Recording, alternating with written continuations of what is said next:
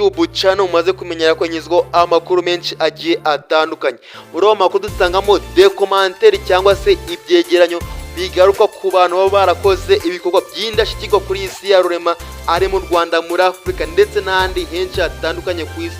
Commentaire y'uyu munsi cyangwa se icyegeranyo cy'uyu munsi mu nkundire tuzakora ku mugabo wiciye bigacika mu mateka y'isi ndetse ni Afrika muri rusange. Nta wundi ni umunyafrika y'epfo bamwita Nelson Mandela, abenshi muramuzi. Ikiganiro cy'uyu munsi mwayiteguriwe kandi mugiye kukizwaho nanjye MSAP, bahaye ikaze. Nelson Mandela yavutse tariki ya 18 Nyakanga wa 1918. Mu yandi magambo yavutse intambara ya mbere y'isi n'imigana ku musozo. Yavukiye mu cyaro cyo muri Afrika y'epfo yitwa Mvezo muri Umata, aho ni muri Afrika y'epfo. Mandela yavaga indimwe n'abakobwa babiri, bakaba bari batuye mu cyaro ahitwa Kun. Yongeye kandi aho muri Kun niho mama we yakomokaga. Gusa gitangaje nuko ababyeyi batabashije kwiga, ariko we yabashije kwiga ndetse yiga na kaminuza. Uti byagenze ute ngo Mandela abashe kwiga? Nelson Mandela afite imyaka 7 gusa y'amavuko, mama we yamujyanye kumutangiza mu ishuri ry'abametodiste, ndetse iryo shuri yaje no kwigira amasomo y'idini amwemerera kubatizwa. Izina Nelson yari hawe n'ababyeyi, ahubwo yari hawe n'umwana wamwigisha inyigisho z'idini nk'izina rya Gikristo. Arangije amashuri abanza n'ayisumbuye, rumvikana yari amaze kuba umusore. Yahise akomereza amashuri ye muri kaminuza yitwa University College of Fort-Hare, ariko muri yo kaminuza ntibyamuhiriye kuko yaje kwirukanwa.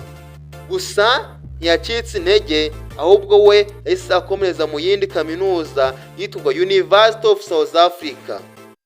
Nelson Mandela akirangiza yahise agira amahirwe, abona akazi kari keza ko gukora nk'ushinzwe umutekano ibintu by'amabuye y'agaciro aho muri Afrika y'epfo, ariko yakoraga aniga amategeko muri kaminuza yitwa Witwatersrand, aho yaje kuhakura impamyabushobozi mu mategeko nyuma y'imyaka isaga 40 ayandikishije, kuko yabonye impamyabushobozi ari muri gereza mwaka w'1989. Mandela yinjiye mu isaka ANC, African National Congress, yaraniraga uburenganzira bw'abirabura, aho kandi yahise anashinga umutwe w'urubyiruko waryo mwaka w'1944. Ikindi kandi nuko muri uwo mwaka yahise ashaka umugore we wa mbere, babyarana abana 4. Mandela yaje gukorana na Olivier Tambo bashinga ikigo cy'ubwunganizi mu mategeko mwaka w'1952. Gusa muri uwo mwaka yaje gufungwa n'abandi bantu 19 no kwigaragambya bamagana amategeko yari abangamiye uburenganzira bwabo aho muri Afrika y'epfo. Ibi byarakomeje bituma Mandela akomeza gukurikiranwa nk'umwe ushishikariza abaturage kwigumura ndetse no kwigaragambya ku butegetsi bwari icyo gihe. Urwo rubanza bamaze igihe kirekire, ariko aza gufungurwa nyuma yo kubona ko imyigaragambyo, kwandikira abayobozi ndetse n'ubundi buryo bwose ntacyo butanga. Mandela yise nanone atugwa na bagenzi be ngo azayobora urugamba rwo kwibohora. Uru rugamba nirwo bise umukunto wasizwe, bisobanura ngo icumu ry'igihugu. Mandela yise ahindura amazina, yita David Mosumai, maze azenguruka ibihugu byinshi byo muri Afrika ndetse udakuyemo n'Ubwongereza, aho yakusanyaga inkunga yo gutegura iyo ntambara. Yanakoze kandi itoza gisirikare muri Ethiopia na Maroc.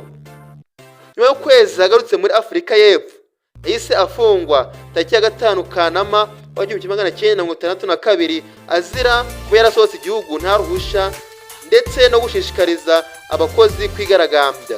Yakatiwe imyaka 5. Mu rubanza yagize ati: narwanyije kwishira hejuru kw'abazungu, narwanyije gutotezwa kw'abirabura, mfite icyizere ko abazungu n'abirabura babana mu mahoro, ubwumvikane no mu bwisanzure. Ati icyizere mfite nzakomeza kugiharanira kandi izera ko tuzakigeraho, biba ngombwa kandi niteguye kuzagipfira.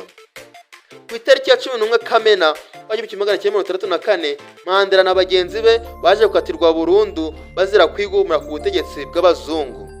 Ako kera kabaye yaje kurekugwa ku itariki ya 11 z'ukwa kabiri 1990, igihe kwishura kwizana kw'abirabura kwari kugezweho aho muri Afurika y'Epfo, ndetse aza guhita ayobora ishaka ANC, ahabwa igihembo ndetse cy'amahoro cyitiriwe Nobel, hamwe n'uwari perezida wa Afurika y'Epfo icyo gihe Frederick Wade Krede. Yatowe kuba perezida wa mbere wa Afurika y'Epfo, aba n'uwa mbere w'umwirabura ku itariki ya 27 z'ukwa kane 1994.